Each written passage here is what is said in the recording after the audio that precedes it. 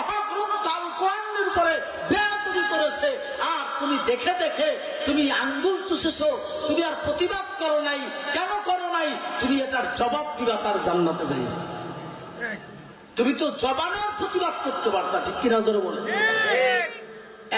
শরীরের এক স্থানে যদি ক্ষত হয়, সেই আঘাতে ব্যথা গোটা শরীরে অনুভব হয়, ওটা ঠিক কিনা জোরে?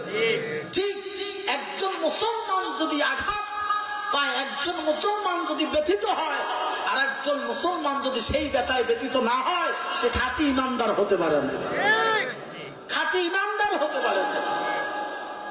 আজ এই মুসলমানের জমিনে, এই বাংলার জমিনে আজকে ইসলাম নামের সেই ইহুদি সংগঠন, ইসলাম নামের সেই জঙ্গি সংগঠন আজকে বিভিন্ন কৌশল অবলম্বন করে মুসলমানদেরকে হিমান্বিত করার জন্য, মুসলমানদেরকে অপমান অপদস্থ করার জন্য, ইসলামকে ধ্বংস করার জন্য বিভিন্ন কৌশল অবলম্বন করতেছে।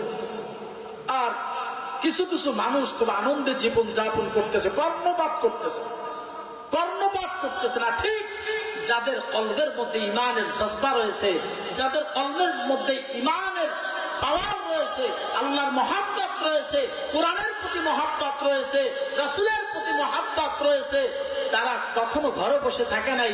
যতটুকু পেরেছে জবান দিয়ে হলো সে প্রতিবাদ জানায়।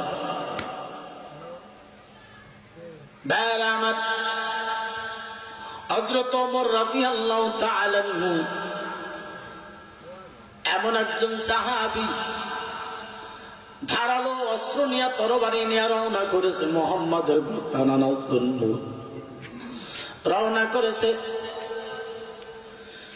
কিছু দূর যাওয়ার পর হযরত খুবাইব রাদিয়াল্লাহু তাআলার সঙ্গে দেখা হয়েছে, যায়েদ রাদিয়াল্লাহু তাআলার সঙ্গে দেখা হয়েছে। দেখে যে ওমর খুব উগ্র মেজাজি, চোখ দুইটা বড় বড়, যেই ওমরের কারণে মক্কার জমিনে উচ্চ কণ্ঠে প্রকাশ্যে আযান দিয়ে নামাজ পড়তে পারে নাই ওমরের ভয়ে।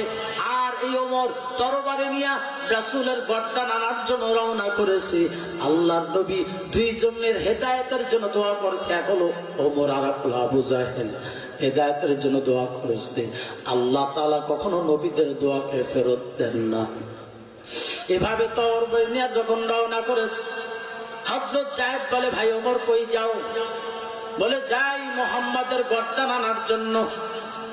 বলে যে, ভাই ওমর, তুমি যে মুহাম্মাদের গর্দান আনতে যাও, তুমি